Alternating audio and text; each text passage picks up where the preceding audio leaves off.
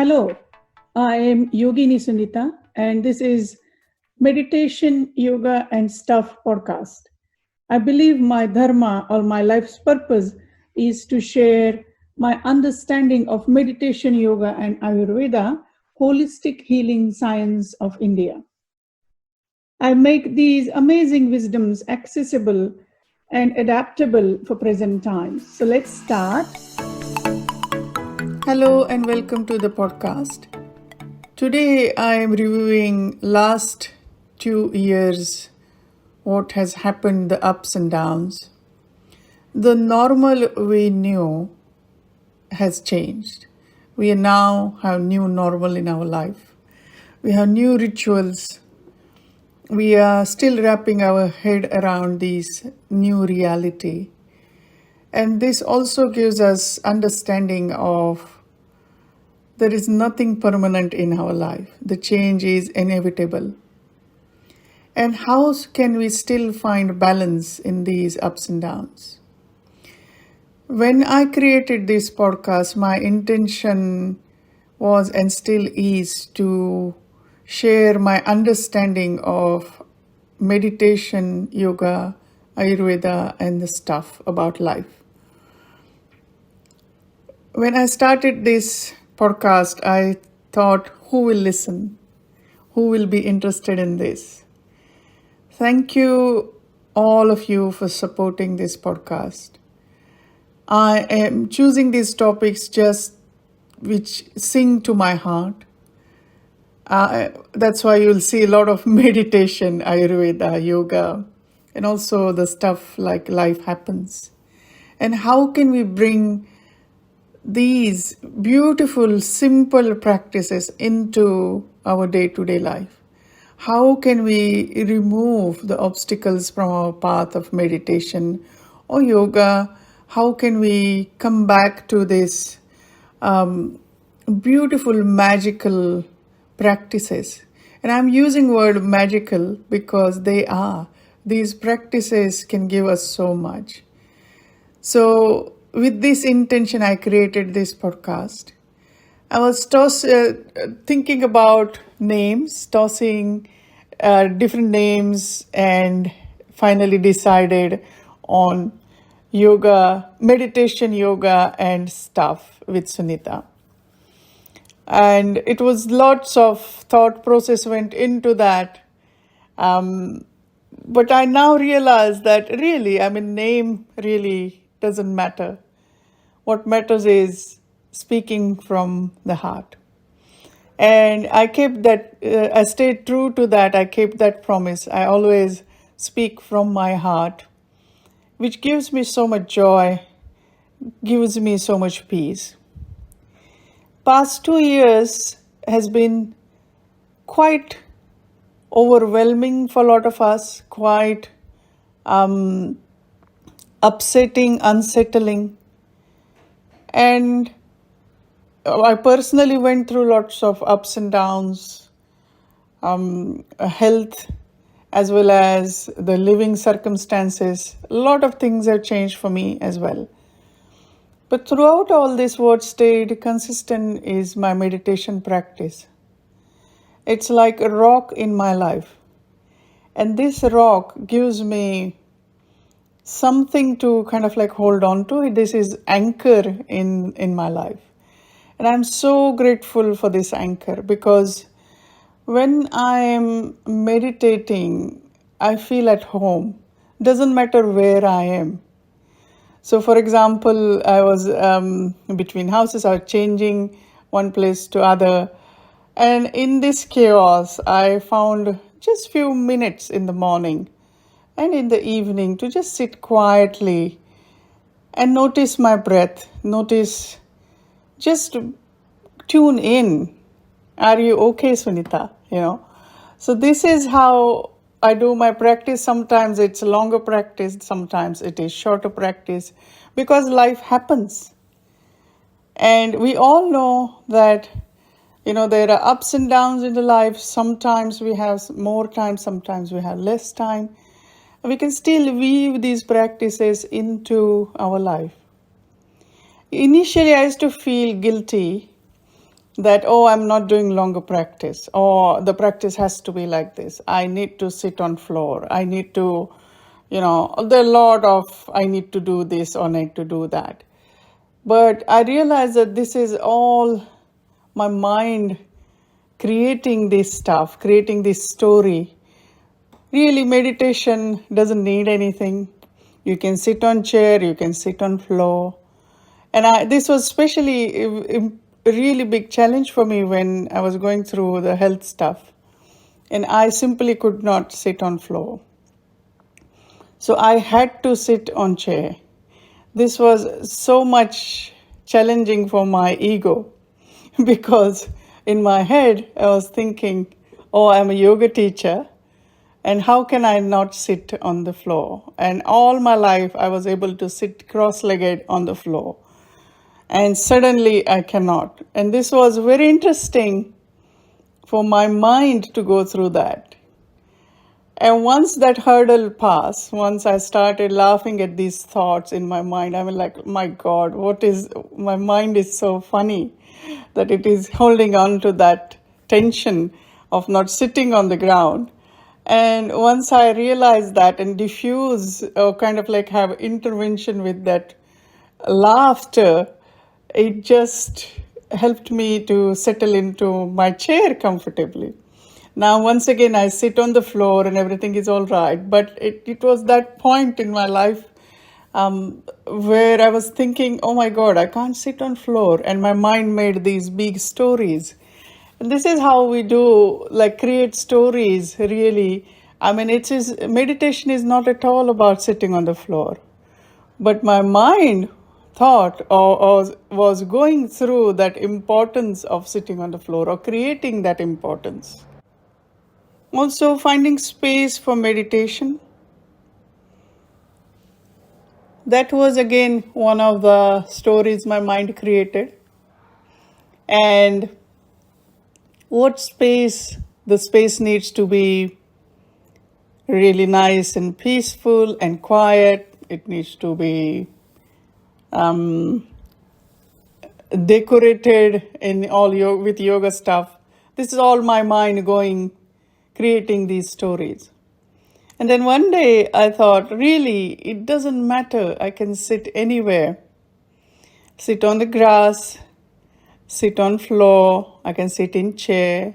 It doesn't matter. This is all the outer stuff.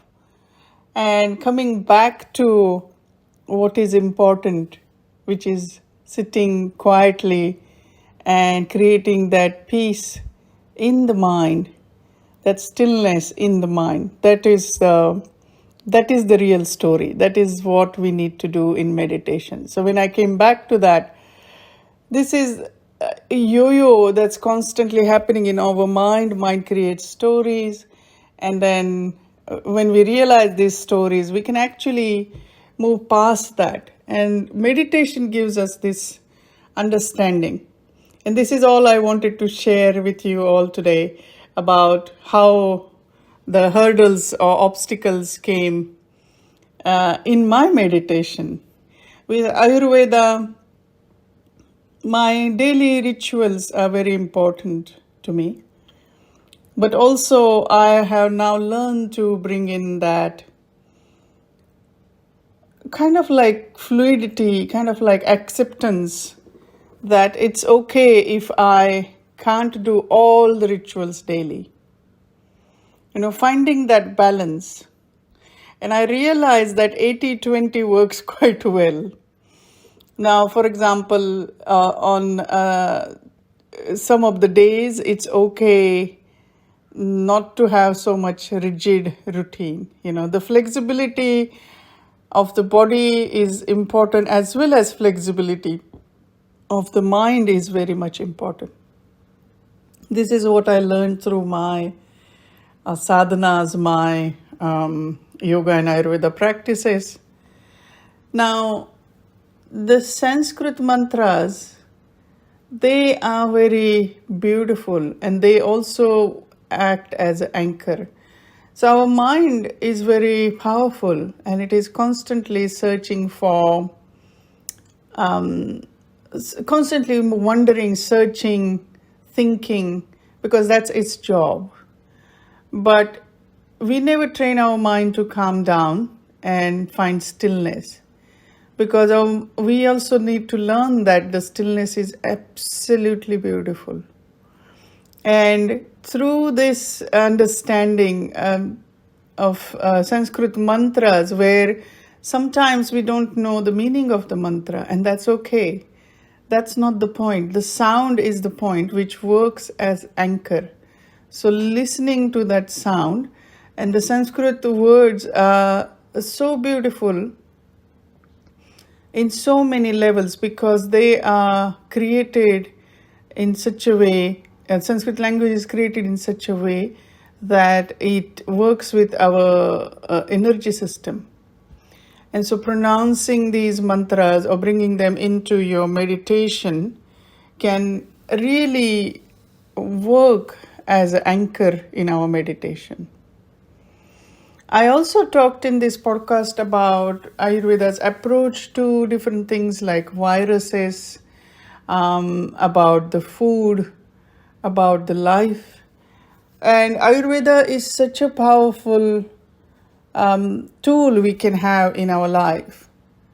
Ayurveda is a way of living, just like yoga. And both of these practices can go hand in hand very well. There is amazing respect for yoga and Ayurveda towards each other. And all these, why do we need to do this? Yoga, Ayurveda. Because it is so absolutely fantastic for our mental health, our emotional health, our physical health. So this is the reason I wanted to share this, my understanding of these practices with the world. Meditation, yoga, Ayurveda can really change our life for better. Now, I also talked about breath in one of the podcast's episodes, and our breath and our mind is so much connected. Our mental health and our breath is very much connected. So mind and the breath, this connection, ancient yogis understood this connection. And what they did was they realized that just noticing the breath or doing just few pranayama practices daily, just few minutes, can really alter our mental, emotional health. And this understanding helped them. They also realized that our inhalation, our exhalation, and the pauses of inhalation, exhalation had different different impact on our system. And they also noticed that how can we manipulate this or for betterment of our mind and our body and our emotional health as well. So this is the beauty of our breath. Now, if you don't know the pranayama practices, pranayama means these are yogic breathing practices. If you don't know that, don't worry about it. Just observe your breath daily, just for a few moments. And this will deepen your breath automatically. You don't have to do anything. Just notice your inhale and exhale, and that will do the magic. Now, I also talked about energetic body in one of the episodes. Our energy body is, according to yoga, it's very important. Any blockages in our energy body will manifest as a physical or mental or emotional illnesses.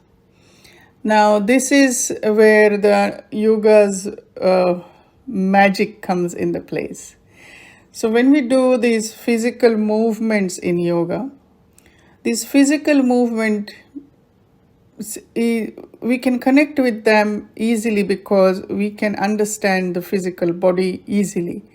It's tangible. We understand that when we move our arm up, that is moving the arm up.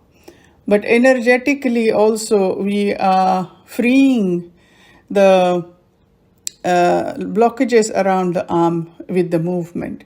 And that's why you will find that all yoga practices are done equally on both sides, our left and right side. You will find that yoga practices are designed in such a way that it has a flow to it. And so you can, and the practices can weave together. You can start with breath awareness and continue with breath awareness, as well as do the physical practice throughout that. Also, you can end with the meditation practice and relaxation practices. So this is how yoga works. The whole, it's a bigger picture. It works with our whole energy body as well as mental, emotional, physical body. And that is the beauty of yoga.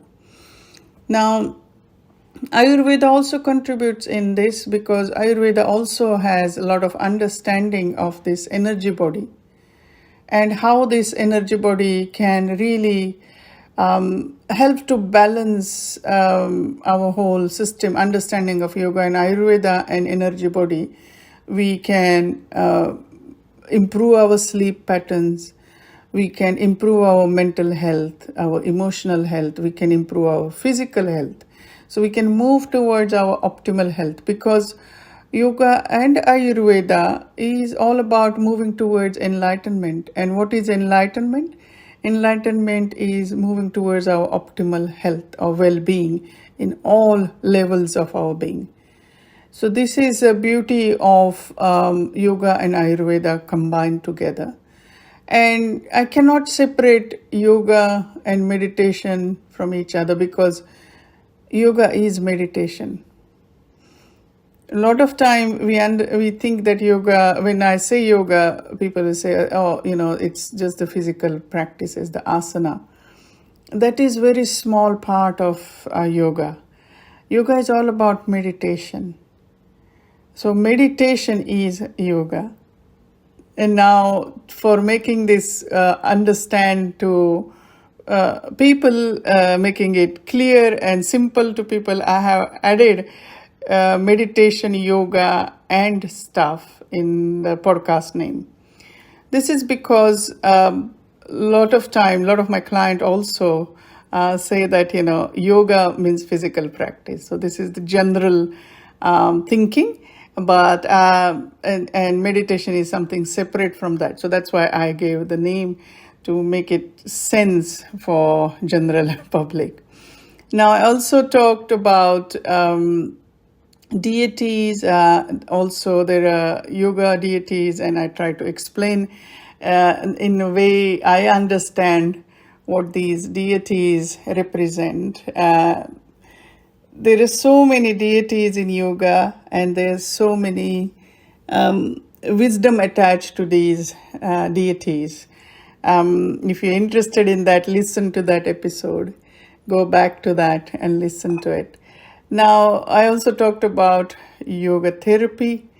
Yoga therapy is basically a combination of yoga, Ayurveda together.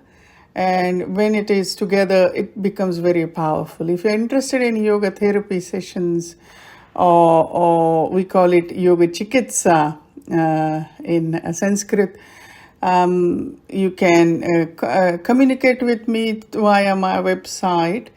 Email me for a private consultation. Now,